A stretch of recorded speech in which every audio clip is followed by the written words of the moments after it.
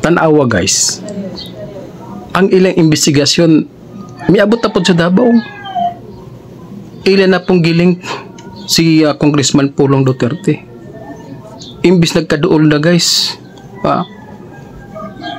naanay ginganlan ang pamilyang Diskaya nga adunay 18 ka mga congressman nga klaro gyud nga maoy tigdawat sa porsyento sa flood control project.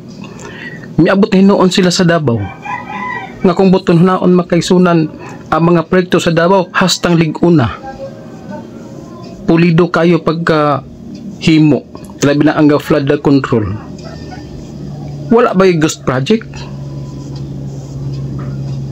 Dapat ang ilang nga imbestigahan makaigsunan kadto nga mga lugar, mga probinsya nga rampant kaayo ngadto nga mga flood control nga grabe kapalpak.